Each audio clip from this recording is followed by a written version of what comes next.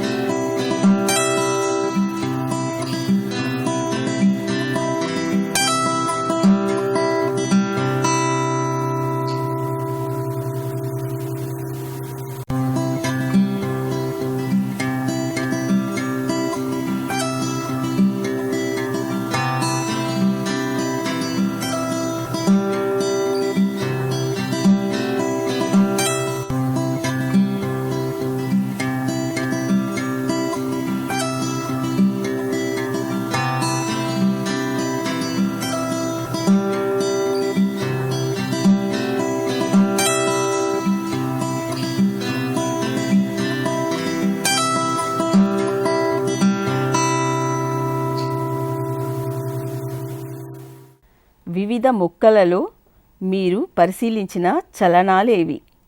మీరు పరిశీలించిన చలనాలు చూపే మొక్కల పేర్లు తెలపండి. ఈ మొక్కల చలనాలలో మీరు గమనించిన భేదాలేవి? ఈరోజు మనం మొక్కల నాస్టిక్ చలనాలు, అనువర్తన చలనాలను గురించి సవివరంగా తెలుసుకుందాం. లక్ష్యాలు: మొక్కలలోని వివిధ రకాల చలనాలను ఉదాహరణలతో వివరించగలరు. అనువర్తన చలనాలకు, నాస్టిక్ చలనాలకు గల భేదాలను తెలుపగలరు. నిత్య జీవితంలో అనువర్తన చలనాల ఉపయోగాన్ని అభినందిస్తారు. మొక్కలలోని చలనాలను గురించిన సమాచారాన్ని నిజ జీవిత సన్నివేశాల్లో వినియోగించగలరు. వివిధ చలనాలను చూపే మొక్కల బొమ్మలను గీయగలరు. ముందుగా ఈ వీడియోను పరిశీలించండి. ఈ వీడియోలోని మొక్కల భాగాలను పరిశీలించండి. మొక్కల భాగాలు బాహ్య ఉద్దీపనలకు లోనైనప్పుడు చలనాలను ప్రదర్శిస్తున్నాయని గమనించారా? ఇవి అనువర్తన చలనాలు మరియు నాస్టిక్ చలనాలు. అనువర్తన చలనాలను ట్రాపిక్ మూమెంట్స్ అని, నాస్టిక్ చలనాలను నాస్టిక్ మూమెంట్స్ అని అంటారు. కొన్ని సందర్భాలలో ఉద్దీపనాల దిశ చలన దిశను నియంత్రిస్తుంది. అంటే మొలకెత్తే విత్తనాలు కాంతి దిశ వైపుకు వంగి పెరుగుతాయి. ఇటువంటి చలనాలే అనువర్తన చలనాలు, ట్రాపిక్ మూమెంట్స్. అయితే మరికొన్ని సందర్భాలలో ఉద్దీపనాల దిశ చలన దిశను నిర్ధారించదు. ఈ చలనాలే నాస్టిక్ చలనాలు. ఉదాహరణ: అత్తిపత్తి. అనువర్తన చలనాలు, ట్రాపిక్ మూమెంట్స్. ఉద్దీపనాల దిశ చలన దిశను నిర్దేశిస్తుంది. ఉదాహరణకు కాంతి అనువర్తనం, ఫోటోట్రోపిజం. గురుత్వానువర్తనం, జియోట్రోపిజం. నీటి అనువర్తనం, హైడ్రోట్రోపిజం. స్పర్శానువర్తనం, థిగ్మోట్రోపిజం. రసాయనిక అనువర్తనం, కీమోట్రోపిజం. ఈ వీడియోలో చూసిన మొక్కలే కాకుండా మీ పరిసరాల్లోని వేరే ఇతర మొక్కలలో ఇటువంటి చలనాలను గనక మీరు పరిశీలించినట్లయితే వాటిని మీ నోటు పుస్తకాల్లో నమోదు చేసుకొని మీ టీచర్తో వాటిని గురించి చర్చించండి. ముందుగా ఈ వీడియోలోని కృత్యాన్ని పరిశీలించండి. ఇది అత్తిపత్తి, టచ్ మీ నాట్ మొక్క. దీని శాస్త్రీయ నామం మైమోజా పుడికా. చూడండి, పత్రాలను ముట్టుకున్నప్పుడు లేదా ఏదైనా వస్తువు తాకినప్పుడు ఎలా ముడుచుకుంటున్నాయో చూస్తున్నారు కదా? ఆశ్చర్యంగా ఉంది కదూ? మీరు ఈ మొక్కను చూసి ఉంటే, ముట్టుకుని ఉంటే మీ ఫ్రెండ్స్కి కూడా ఈ మొక్కను పరిచయం చేయండి. మన స్పర్శ లేదా వస్తువు తాకుట అనేవి ఉద్దీపనగా పనిచేయును, కానీ ఉద్దీపన దిశ చలన దిశను నిర్ధారించుటలేదు. గమనించారా? ఇటువంటి చలనాలే నాస్టిక్ చలనాలు, నాస్టిక్ మూమెంట్స్. ఈ నాస్టిక్ చలనం తిగ్మోనాస్టీ. ఇందుకు కారణం తెలుసుకోవాలని ఉందా? ఈ పత్రవృంతాలను పరిశీలించండి. వీటి పత్రవృంతాల అడుగున గల ఉబ్బెత్తు నిర్మాణాలను గమనించారా? ఇవి తల్పం వంటి పత్రపీఠం కలిగి ఉంటాయి. వీటి కణాలలో ఎక్కువగా కణాంతరావకాశాలు ఉండి ఎక్కువ మొత్తంలో నీరు ఉంటుంది.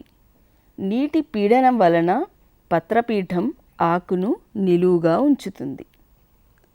మనం ఆకులను ముట్టుకున్నప్పుడు విద్యుత్ ప్రచోదనాలు ఉత్పత్తి అయి మొక్క హార్మోన్లపై ప్రభావాన్ని చూపుతాయి.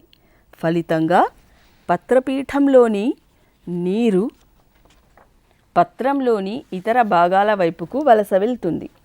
అందువలన పత్రపీఠం గట్టిదనాన్ని కోల్పోయి ఆకు ముడుచుకుని పోతుంది.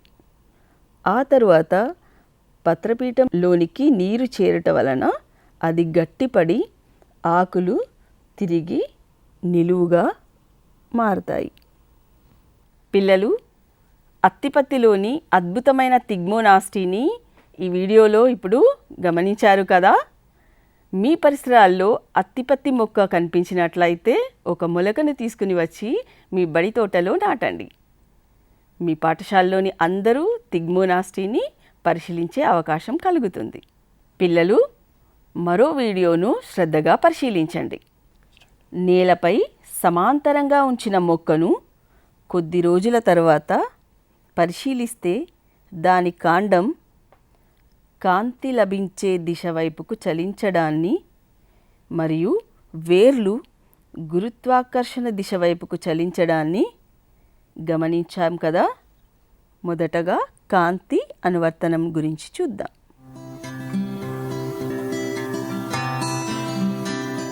ఇప్పుడు వేరులో కలిగే గురుత్వానువర్తనాన్ని పరిశీలించండి. కాంతి అనువర్తనం, ఫోటోట్రోపిజం. కాంతి ఉద్దీపన దిశ వైపుకు జరిగే చలనం కాంతి అనువర్తనం. గురుత్వానువర్తనం, గురుత్వాకర్షణ దిశ వైపుకు వేర్లలో జరిగే చలనం.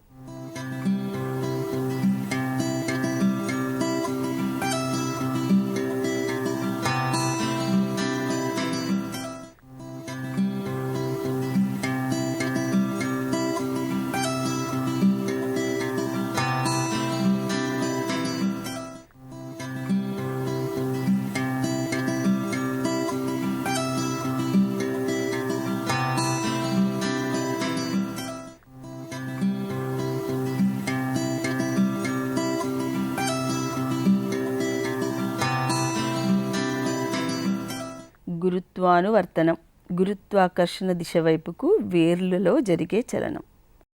కాంతి ఉద్దీపన దిశ వైపుకు జరిగే చలనం కాంతి అనువర్తనం. ప్రకృతిలోని అద్భుతాలను కాంతి అనువర్తనం, గురుత్వానువర్తనం రూపంలో గమనించారు కదా? మీ పరిసరాల్లో ఇటువంటి చలనాలను గుర్తించి అందుకు సంబంధించిన సమాచారాన్ని మీ నోటు పుస్తకాల్లో నమోదు చేసి మీ ఉపాధ్యాయులతో చర్చించండి. ఇంతవరకు మనం చూసిన చలనాలు తిగ్మోనాస్టీ, కాంతి అనువర్తన చలనాలు, గురుత్వానువర్తన చలనాలు వంటివే కాక వేరే ఇతర చలనాలు ఏవైనా మీ పరిసరాల్లోని మొక్కల్లో గమనించారా? అవి ఏవైనా ఈ వీడియోలో ఉన్నాయేమో ఒకసారి చూడండి. రాళ్లను కానీ గోడలను కానీ అంటిపెట్టుకుని పెరిగే మొక్కలలో వేర్లు రాయి లేదా గోడ వైపు నుండి దూరంగా నేలలో నీరు ఉన్న ప్రాంతం వైపుకు పెరుగుతాయి. ఈ విధమైన ప్రతిస్పందనలే నీటి అనువర్తనాలు, హైడ్రోట్రోపిజం.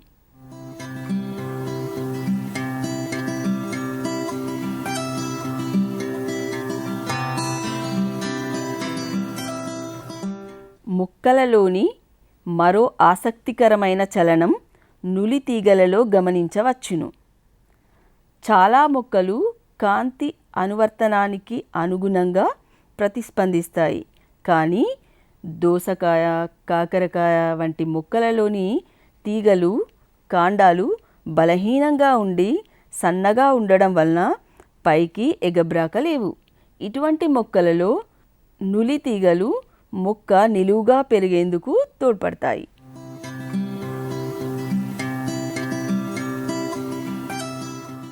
ఎగబ్రాకే మొక్కలలో నులితీగలు సన్నగా, పొడవుగా, దారాల మాదిరిగా కాండంపై ఉండి ఏదేని ఆధారం వైపుకు పెరిగి దాన్ని చుట్టూ పెనవేసుకుంటాయి. ఇలా స్పర్శ లేదా తాకడం వలన కలిగే ఈ ప్రతిస్పందనలే స్పర్శానువర్తన చలనాలు, థిగ్మోట్రోపిక్ మూమెంట్స్. మీ ఇంటి పెరడులోను, బడి తోటలోను ఇటువంటి స్పర్శానువర్తన చలనాలను గుర్తించి వాటికి సంబంధించిన సమాచారాన్ని మీ నోటు పుస్తకంలో నమోదు చేయండి. ప్రస్తుతం ఫలదీకరణకు తోడ్పడేటువంటి చలనాలను గురించిన ఈ వీడియోను శ్రద్ధగా పరిశీలించండి. పుష్పం యొక్క అండాశయ భాగాన్ని రుచి చూస్తే తీయగా ఉండడాన్ని ఎప్పుడైనా గమనించారా? సీతాకోక చిలుకలు ఈ తీయని మకరందం కొరకే పుష్పం చుట్టూ తిరుగుతున్నాయి. పక్వం చెందిన కీలాగ్రం తీయని పదార్థాన్ని స్రవిస్తుంది. ఈ రసాయన పదార్థం కీలాగ్రంపై పడిన పరాగరేణువులకు ఉద్దీపనను కలిగిస్తుంది. ఈ ఉద్దీపనకు పరాగరేణువులు ప్రతిస్పందించి మొలకెత్తుతాయి. ఇలా పరాగరేణువు నుండి పరాగనాళం బయలుదేరి ఫలదీకరణ కొరకు అండాన్ని చేరుతుంది. రసాయన పదార్థాలు ఉద్దీపనగా కలిగే ఈ ప్రతిస్పందనలే రసాయనిక అనువర్తనం, కీమోట్రోపిజం. ఆక్సిన్ల అసమాన రవాణా వేరు కాండాలలో పెరుగుదలను ప్రభావితం చేస్తుంది. ఫలితంగా వేరు పెరుగుదల సమయంలో వేరులో పైవైపుకు ఎక్కువ పెరుగుదల, క్రింది వైపుకు తక్కువ పెరుగుదల జరిగి ఆ కారణంగా కింది వైపుకు వంపు ఏర్పడి గురుత్వానువర్తన ప్రతిస్పందన ఏర్పడుతుంది. అదేవిధంగా కాండంలో కాంతి వైపుకు వంపు ఏర్పడి కాంతి అనువర్తన ప్రతిస్పందన కలుగుతుంది. మరీ అధిక మొత్తంలో ఆక్సిన్లు ఏర్పడటం వలన కాండం పెరుగుదల మరియు వేరు పెరుగుదల నియంత్రించబడతాయి.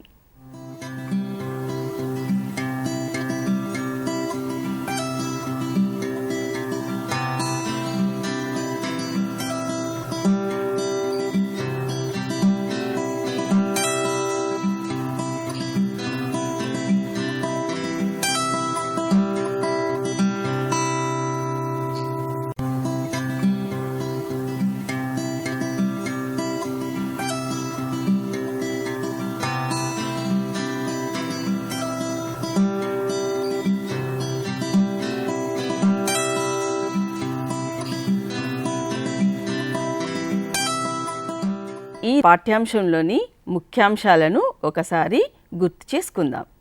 మొక్కల భాగాలు బాహ్య ఉద్దీపనలకు లోనైనప్పుడు చలనాలను ప్రదర్శిస్తాయి. ఉద్దీపన దిశ చలన దిశను నిర్ధారిస్తే అనువర్తన చలనాలు, ట్రోపిక్ మూమెంట్స్. ఉద్దీపన దిశ చలన దిశను నిర్ధారించకపోతే నాస్టిక్ చలనాలు, నాస్టిక్ మూమెంట్స్. అత్తిపత్తి మైమోజా పూడికాలో థిగ్మోనాస్టీని గమనించవచ్చును.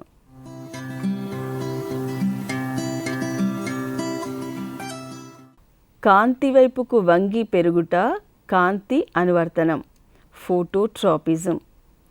గురుత్వాకర్షణ దిశ వైపుకు పెరుగుట గురుత్వానువర్తనం, జియోట్రోపిజం. మొక్కల వేర్లు రాళ్ళు లేదా గోడల వైపు నుండి దూరంగా నేలలో నీరు ఉన్న వైపు పెరుగుట నీటి అనువర్తనం, హైడ్రోట్రోపిజం. నులితీగలు ఆధారమును పెనవేసుకొని చూపే ప్రతిస్పందననే స్పర్శానువర్తనం, థిగ్మోట్రోపిజం.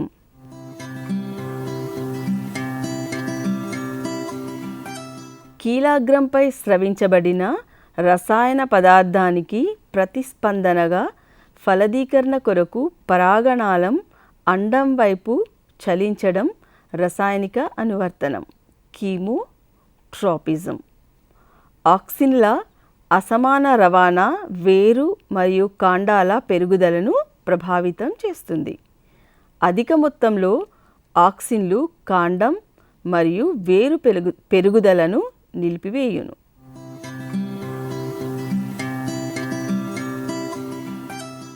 ఇప్పుడు స్క్రీన్పై వచ్చే మూల్యాంకన ప్రశ్నలను ఉపాధ్యాయ మిత్రులు మరియు విద్యార్థులు తమ నోటు పుస్తకాల్లో నమోదు చేసుకొని వాటిని గురించి తరగతి గదిలో చర్చించి తర్వాత జవాబులను నోట్ పుస్తకాల్లో నమోదు చేయాలి. మొక్కలలోని చలనాలు, మొక్కల మనుగడ అనే అంశాన్ని చర్చించండి. బడి తోటను సందర్శించి వివిధ మొక్కలలో పరిశీలించిన చలనాలను ఉదాహరణలతో నమోదు చేయండి. థిగ్మోనాస్టీకి థిగ్మోట్రోపిజంకి గల భేదాలను ఉదాహరణలతో చర్చించండి. మొక్కలలోని అనువర్తనాలను, వాటి వినియోగాన్ని ఎలా అభినందిస్తారు?